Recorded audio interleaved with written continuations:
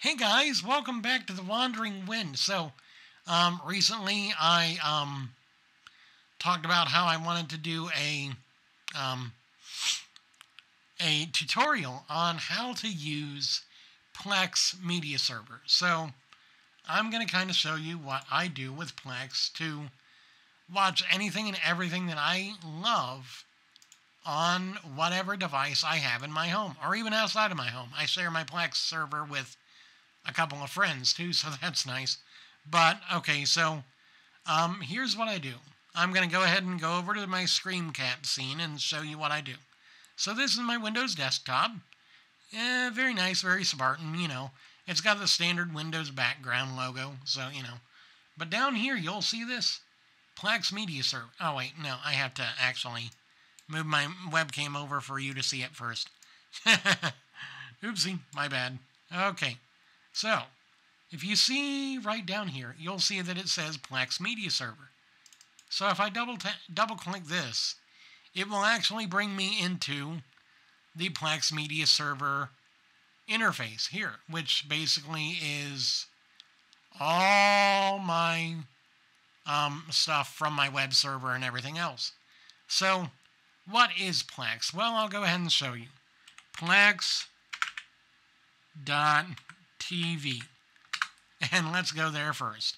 So Plex is a streaming service that allows you to stream music, movies, TV, web shows, podcasts, and more, all to your favorite screens through either your own personalized media that you have on a hard drive on your server, from their own music and podcasts that they've got online, and even now, their own free stuff through a service called, it's called Sony Crackle. Yeah, that's it. So I want to show you that. So, this is the Plex desktop environment. Now, it will look different for everyone, but first of all, I want to show you how you can actually download it. So you go to Plex.tv, and if you're signed in, or if you make an account, you'll click My Account, and you'll go to Downloads, and then the first download you'll need is Plex Media Server.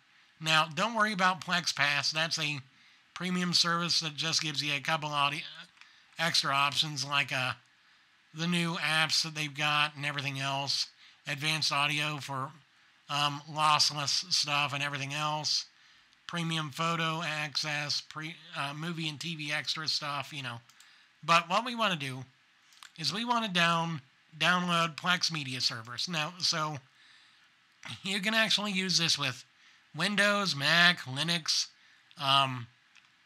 different network attached storage devices like a Synology or an Unraid or a Western Digital thing, or even, I don't know what Docker is, but I'm sure it's another kind of software thing.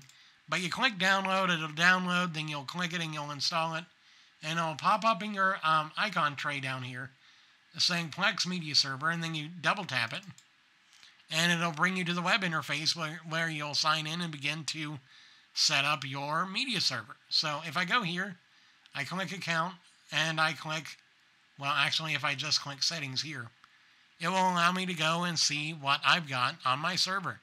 So I've got my temporary server set up on my main desktop, just to show you stuff.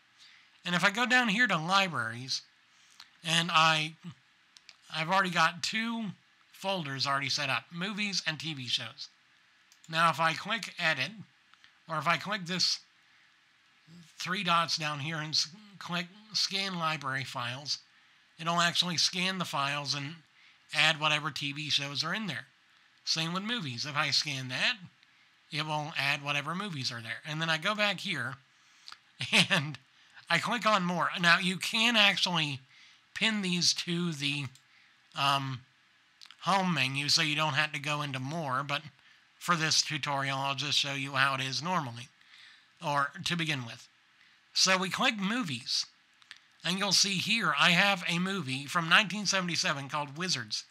And if you click on that, you'll see that there's an actual description of the movie, audio, video, subtitles, all this different information like the studio that produced it, the director and writer, Ralph Bakshi, was awesome. It'll even give you the tomato meter score and the IMDb, I think is the other one, score. And then you can even rate it yourself, so if you want to come back and watch it and you're like, I wonder how much I liked that, and then you'll see your own score. It even gives you the actors that were in the movies or TV shows, so you can search for other movies and TV shows with those same actors if you've got other stuff in your server that's got those same actors in them. Now, if we go over to TV shows, now I don't have anything in here yet. I'm struggling to get this to actually work, but I did have a TV show called Kaze no Stigma that I added to the server folder here, and it was supposed to show up, but it didn't. However, it does work on my normal Plex server, so I don't know what's going on here. I'm guessing it's just an issue with the installation or whatever. But if you go in here and you click play, and I was already watching this, but you can click start from the beginning. You'll see that the movie actually begins to play. You've got a nice, pretty sleek interface that you can use to actually watch movies and stuff, and I'll go ahead and close out of that so I don't get a copyright strike. You can even make it go full screen or whatever. But the real awesome thing, this is what I wanted to show you guys. The real awesome thing, if I go back to Plex.tv, which I actually, let's see, come on. Plex. Oh, maybe I need to just open up a previous window. Here we go. If you go into Plex.tv, you'll see that the apps and devices that you can use this on, you can actually get this on iOS, Android, Android TV, Apple TV, Amazon Fire TV, Roku, various different smart TVs, TiVo. There are a lot of different. You can even get it on your Xbox One and your PlayStation 4. I don't know about getting it on Nintendo devices. I don't think you have that option yet.